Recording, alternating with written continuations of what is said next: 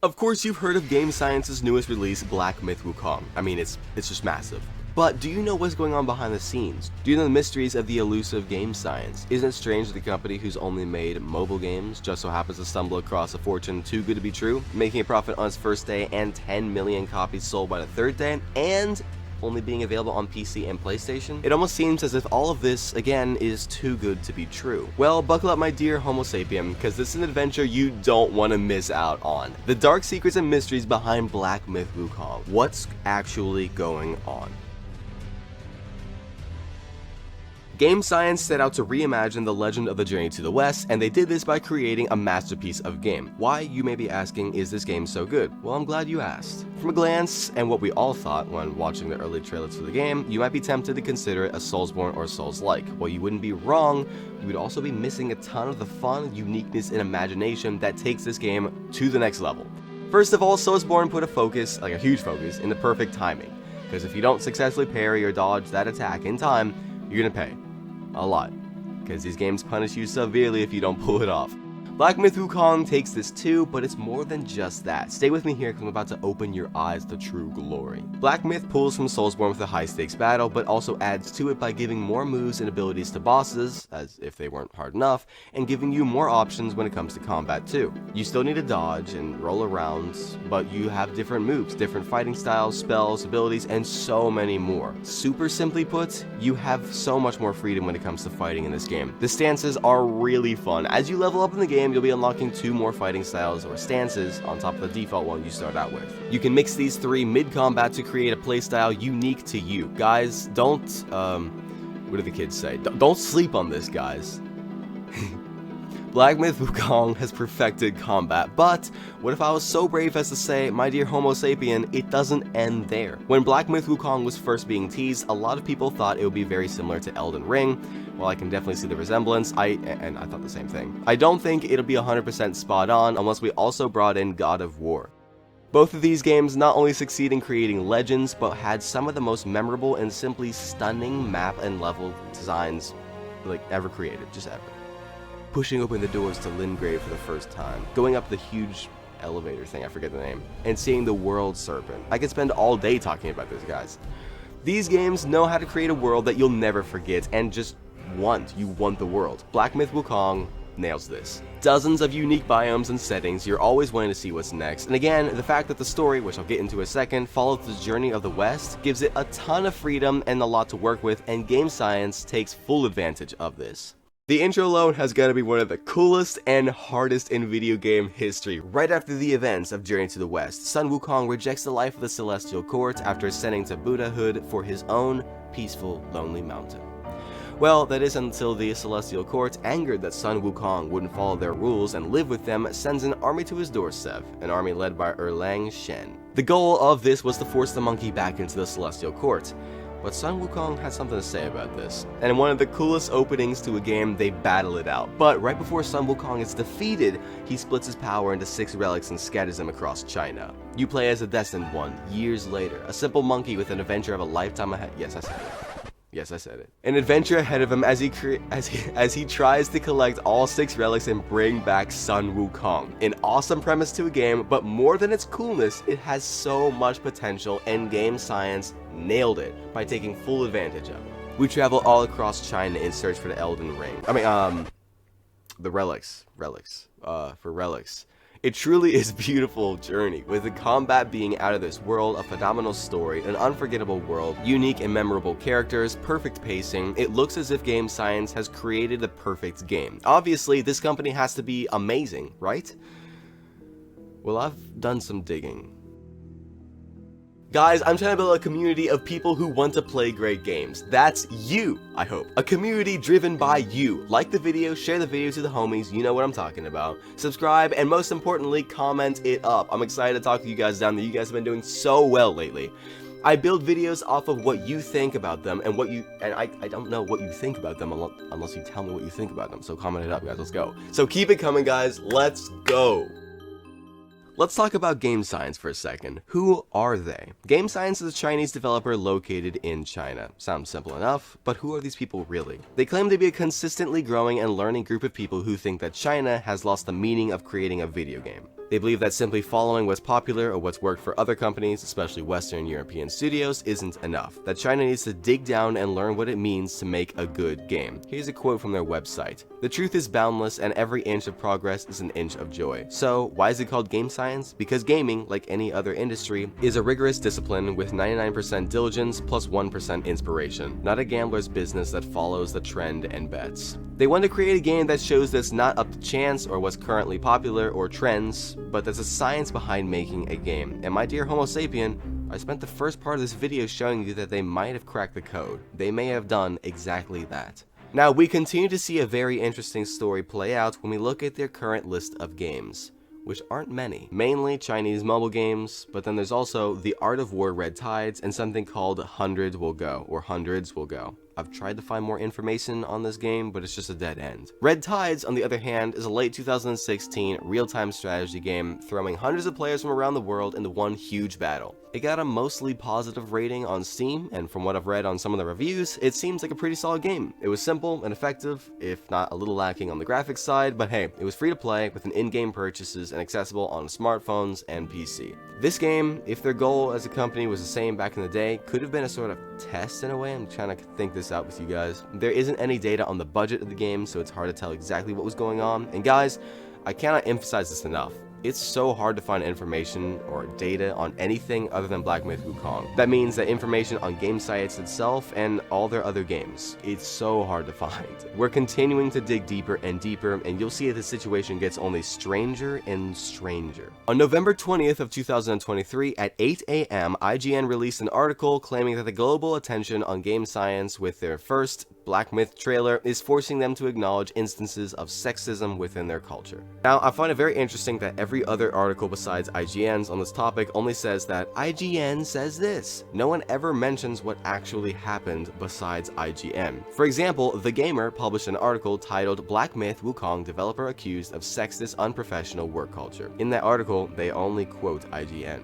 Now, IGN says that on a Chinese website called Weibo, employees of Game Science have made posts referencing sexual themes, ideas, and body parts, and that this has sparked backlash from other game companies, not necessarily Chinese and not Game Science, mostly women. Now, I went to Weibo, a website where I unfortunately cannot read any of this and had to translate it all and found none of this. But from what I have seen, most of the website has time limits on each post where after a certain amount of time the post will disappear.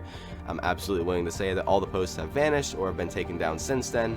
That IGN article was made a while ago, and I mean, IGN went out to employees of Game Science and asked them about this topic, in which they simply turned on the question and moved on. Absolutely possible, but this could be part of the culture. Not to get too crazy here, but Asia isn't the most gender equal place on Earth. I'm simply stating facts, guys. This leads directly into our next topic, Screen Rant, a company that we all trust to give us honest and fair reviews and ratings for games, reduces Black Myth Wukong's rating to 3 out of 5 because the game is lacking inclusivity and diversity. Now, I have some things to say about this. Imagine that a Nigerian group makes a game about Nigerian mythology and culture. Do you think I would have any right to say there's not enough inclusivity or diversity in the game based off of mythology that's been around way before me, and reduce the game's rating to 6 out of 10 because of that? Any right whatsoever?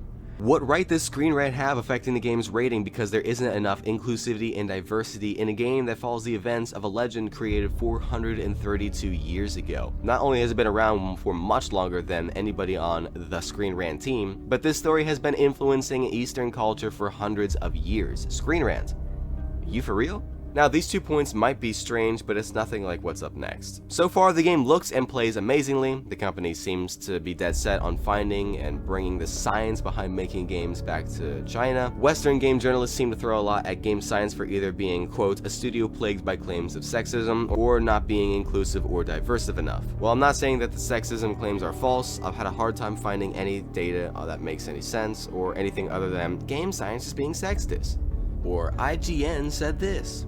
And the whole inclusivity and diversity thing is simply disrespectful to Eastern culture and to a story based off of a legend that's been around for 432 years. Wow. But that doesn't mean that Game Science hasn't made a series of very interesting decisions themselves. Decisions we're going to talk about right now. On August 19th, a document given to influencers and content creators exclusively by Game Science was leaked. This document was giving them a very interesting list of subjects to avoid talking about while playing the game, or streaming the game, or recording the game. Here's the list. Do not insult other influencers or players. Do not use any offensive language/humor. Do not include politics, violence, nudity, feminist propaganda, fetishization, and other content that instigates negative discourse. Do not use trigger words such as quarantine or isolation or COVID-19. Do not discuss content related to China's game industry policies, opinions, news, etc. Interesting to say the very least. Now, it wasn't accompanied with a non-disclosure agreement, and this legally isn't enforceable. So there's nothing they can do to stop people from talking about it and word getting out. This only adds to the weirdness of the situation. While the opinion on the street is mixed, with some praising this for standing against wokeness in video games, others aren't against it. And then there are some, like our dear streamer friend Moon, who started a stream on the launch day of the game named COVID-19 Isolation Taiwan is a Real Company Feminism Propaganda. Now this is hilarious. Even funnier is the fact that this live stream almost got 1/3 views. Wow. So the reception of this strange list given to a limited number of people is weird. I can't really say why they did this, as they've kept quiet about this one too. Now, it's not rare for companies to give out lists of do's and don'ts when it comes to their games, and topics, and words, and so on. Capcom and Nintendo are pretty big when it comes to this, but we still have to ask the question, why? If we take a look at the list again, there are a couple questionable topics. Not being able to even discuss topics related to China's game industry? Why? I want to save some of these thoughts for the simply put part of the video toward the end, but is this because Black Myth Wukong is a product coming out of a heavily controlled country? A country whose video game industry is practically controlled by one company? Sony. And this leads us into something big. Black Myth Wukong is currently available on PlayStation and PC. This only makes Black Myth's accomplishments even greater because apparently they made a profit on their first day and sold over 10 million copies on the third day. Don't forget that, I'll be coming back to that soon. Super impressive when Black Myth is missing on one of the biggest consoles and thus not accessible to a huge audience. Why? Why isn't Black Myth Wukong on Xbox? They know there's a fortune waiting for them there, yet we still haven't gotten it. While they say it's because they're optimizing the game for the newer Xbox consoles, we have some questions. What's going on here? For real. Black Myth Wukong has already been delayed. It was supposed to come out last year, but was delayed until now. They could have just easily delayed it again and actually gotten it ready for Xbox and then released it everywhere. They didn't though. Now we're waiting. But is it possible that Sony would be quick to claim a game that massive right now? As we've discussed in other videos, Sony seems to be very quick when it comes to not only claiming products, but locking them down. Hidetaka Miyazaki most likely won't make another Bloodborne game, though we want it so much, because Sony has their hands on it. I got a chance to talk with you guys in the comments of that video, and I thank you so much. You guys are amazing. That is a mess that you don't want to skip on. Definitely want to check that one out. Sony, as a company who's proven to be very controlling when it comes to products made in China, most likely has their hand on Black Myth Wukong too. But here's the mysterious part. Neither Sony nor Game Science have ever mentioned any exclusivity deal. Usually we'd at least hear something from Sony, but none of them has spoken up. Pretty much every major Western game journalist group out there has gotten together against these two, claiming that there has to be a secret deal.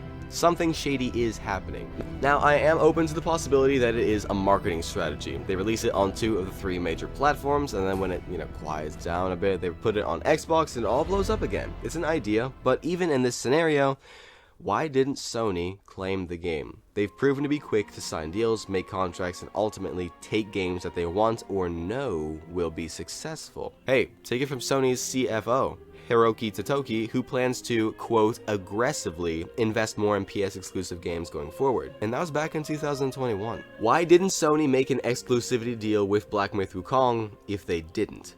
Well, is it possible that they didn't know Black Myth would be as big as it is? Would you expect much from a company who's only made Chinese mobile games?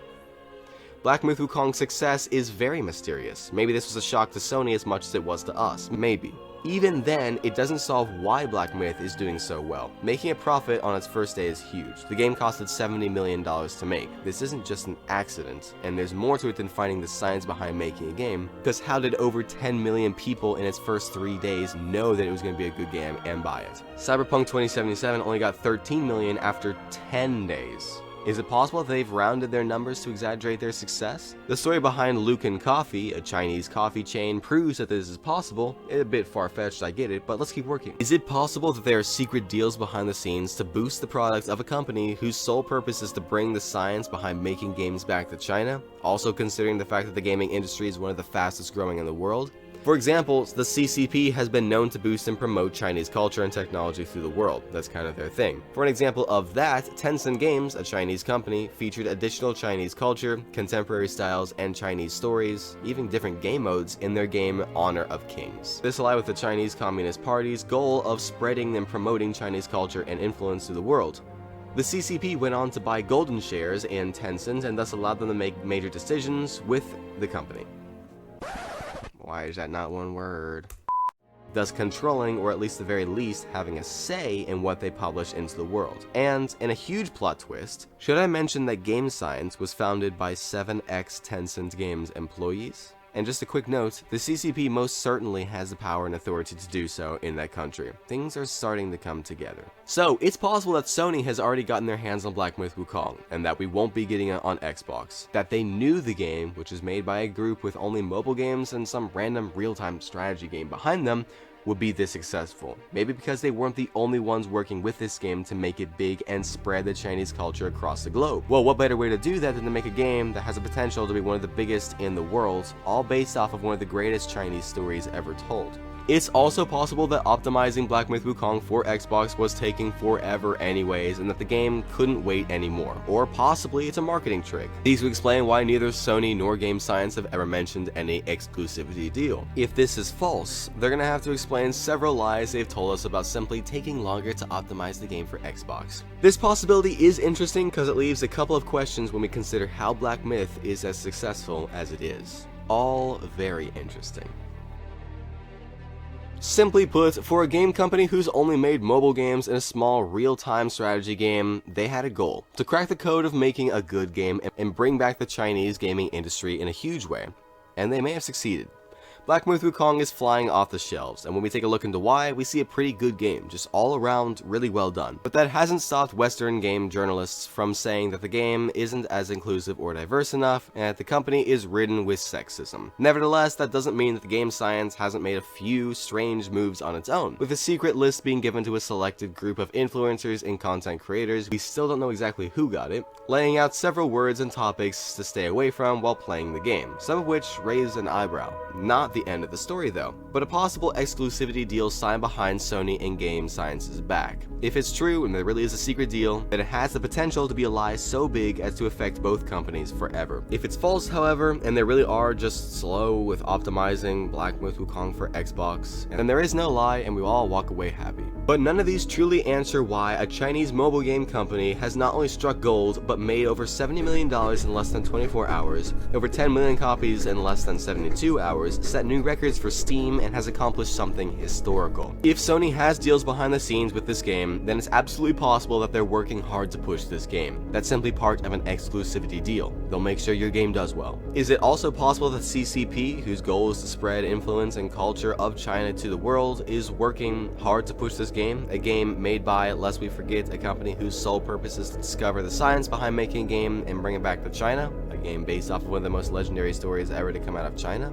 The CCP is currently being suspected of using people in Russia to make content that portrays China more positively, and they've definitely influenced the production of games like Genshin Impact and Honor of Kings. There are facts and proof out there.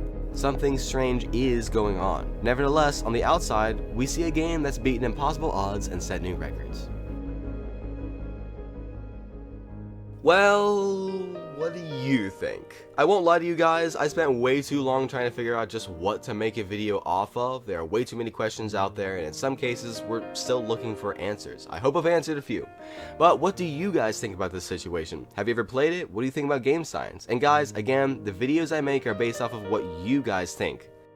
So like the video if you enjoyed it, comment if you didn't. I want to know why. I love you guys, I hope you have a great rest of the day, and remember, life is short, play great games.